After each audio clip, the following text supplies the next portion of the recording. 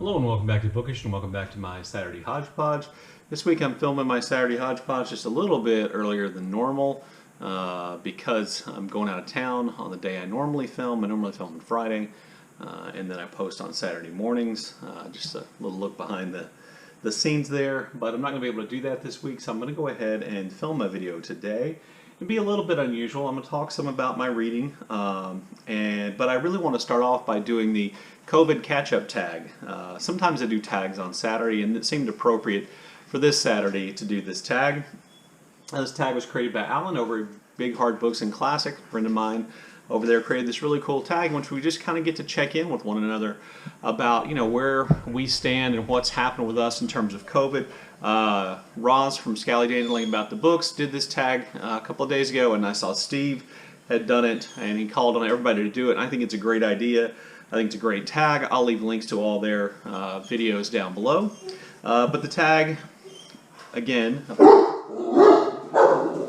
so after the dog interruption, there are 6 questions, and the 7th question or prompt is to tag people. They're all kind of related to how we're doing or how the place where we are is doing with COVID. So prompt number 1 is, when did you first hear about COVID-19? I believe I heard about a story about a new virus in China sometime in late January, probably around about the time it started hitting American news media. And, you know, I was concerned, but, you know, I assumed that we had competent people in charge of the United States government who would be able to handle the situation effectively. And even if I didn't have a whole lot of faith in our president at the time, I assumed there were competent people working in the government that he would listen to. That was a false assumption. There's just a story out today in Reuters that I saw, which estimates that as many as 400,000 people in the United States died as a result of bad U.S. COVID policy,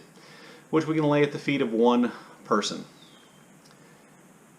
who twisted our COVID response, as Steve said so brilliantly in his video, into a political response, into a political thing, where we've turned even something as simple as wearing a mask to stop the spread of the disease and to save lives into political statements. That is how stupid the things have become or became under Trump, and I hope that we're starting to pull out of that, even though Trump supporters within the government don't seem to be waking up to that reality.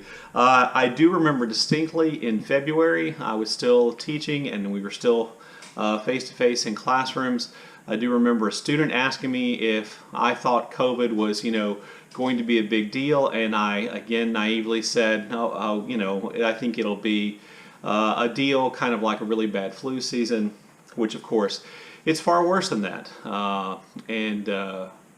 It wasn't long after that we took spring break in March of last year, and then this week, by the way, that just passed would have been the first week of me teaching remotely from home because we were shut down, and essentially I never went back to classroom again. I finished out my teaching career by teaching online. But I do remember all of those things. Prompt number 2, how are things in your neck of the woods? What's open and what's not?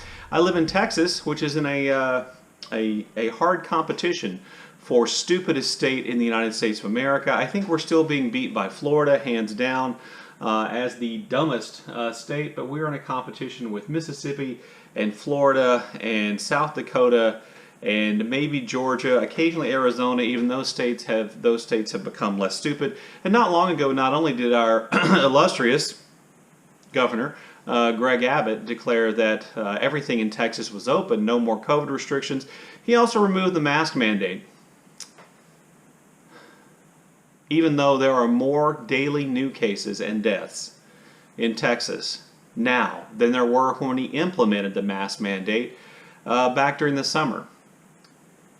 And his decision to open up Texas early in May, well ahead of even Trump's CDC guidelines, helped make Texas one of the epicenters of COVID, and I have a sinking feeling that's going to happen here today. So essentially everything is open. A lot of businesses and stores are still requiring masks. There is still pretty good compliance going on. So yeah. Prompt number 3, beach reading. Any books you're looking forward to reading after COVID? Well, kind of like Steve, I'm not sure when after COVID, hang on, exactly is going to be, but the book I'm looking most forward to reading is another name, the third and fourth books in Jan Foss's Septology. I'm really looking forward to getting that. I should actually get to that in May. I don't think COVID will be over by then, but that is a book I'm definitely looking forward to reading. Prompt number 4, what's a book you have read in these last months directly or indirectly because of COVID? Directly or indirectly. I know I read Kill Shot by Elmore Leonard way back in March in an attempt to break myself out of a reading slump by reading a kind of thrillery novel, and it worked. And then I read Leonard and Hungry Paul, which also helped change my mood and really broke me out of that reading slump that I think so many of us went through in the early days of COVID. Prompt 5, what's the best video you have made or seen during COVID? Okay, so the best videos I've seen during COVID are the videos that Hannah from Hannah's Books has made in which she's read stories by Flannery O'Connor and Eudora Welty. She read Why I Live at the P.O. by Eudora Welty and A Worn Path by Eudora Welty, and she read A Good Man Is Hard to Find by Flannery O'Connor, and she read Everything That Rises Must Converge by Flannery O'Connor. And she has a lovely southern accent, which I thought worked perfectly, and I enjoyed listening to her read those 4 stories, which are among my favorite. I think most people would suggest are among those writers' favorite. And then on the last one, Everything That Rises Must Converge by Flannery O'Connor, she kind of paired that with the Codex Cantina's discussion of that story. Uno and Crypto did a breakdown of that story on their channel, and I thought that all went together really well. By the way, the PBS on the American Experience came out with a piece, a film, about an hour and a half film about Flannery O'Connor that came on, I think, Wednesday night. So if you get a chance to watch it, do. I thought it was really enlightening. I thought what Alice Walker and Hilton Alls had to say about Flannery O'Connor, did I say Eudora Welty? About Flannery O'Connor, sorry, was really insightful considering kind of recent issues with Flannery O'Connor and racism. I'm not saying that they solved the problem in my mind, but they did. I thought their voices were well contributed to that video. And then prompt number 6, are you going to have the vaccine? I've already had the vaccine, and let me just say up front, when you get a chance to get the vaccine, go get the vaccine. If you are qualified according to the physicians and the medical personnel willing to give you that vaccine, go get the vaccine. We don't beat COVID by not getting vaccinated, and the more of us get vaccinated, the sooner possible, the sooner we will gain some level of control over COVID. You don't have to share your health issues with anybody. You get to decide what you want to share, but if you're eligible, please do go get vaccinated. Mailman's outside is going to deliver a package, which is going to make the dogs bark. And then the last prompt is to tag some people. So Alan tagged a whole bunch of people, Steve tagged everybody, and so I thought I would tag people who I know live in places outside the continental United States. So I want to start with Alba from Seriella. Alba lives in Puerto Rico, so I want to tag her to do this tag. Kazen from Always Doing lives in Japan. I know Sean lives in Japan too. I think Kazen's been doing more tags lately than Sean. Jere from Finland, and I know I mispronounced your name, I'm sorry. Rainer who lives in Sweden, even though he's German, has done these great walking tours of areas of Sweden. I have an idea what he's going to say to some of those answers to some of these questions, but I wanted to, hear from him anyway. And then Emma from Books and Brushes, who I believe lives in Ireland. It's possible she lives in Scotland. Sorry, my accent detector is not that great, and she may live somewhere completely different, but I'm pretty sure it's not the United States given the scenery in her vlogs. By the way, if you've never been to Emma with Books and Brushes channels, please go to her channel and to all these channels, but some of them you may have heard of more than others. Anyway, the aesthetic of her channel is just great, just a great channel. Anyway, so I want to tag those people. I hope you all do the COVID Katchup Tag. Links to everybody will be in the show notes down below.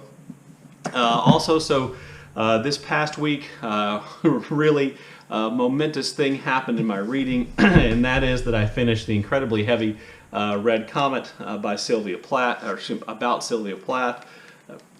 I read Comet, the short Life and Blazing Art of Sylvia Plath, the big, huge, I think Steve used the word magisterial, biography of Sylvia Plath by Heather Clark. You can see that I had lots of thoughts and notes, none of which I can share with you here, but I will say, and I don't mean this to be as a good thing or a bad thing about the book at all, it is a relief to be done with the book, primarily because having a 937-page book kind of hovering over you like the sort of Damocles threatening doom if you don't get it done, having that book read and finished was a relief. And I celebrated, I think, by not reading anything at all the next day.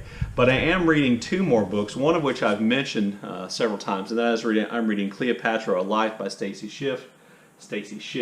Having finished the Sylvia Plath biography, I can get back to this and enjoy it more. And let me just say, if you've never read this, never thought about reading this, even if you're not that interested in Sylvia Plath, reading this book just for Stacy Schiff's writing would probably be enough. I just think her writing is brilliant and an example of how great nonfiction writing should be.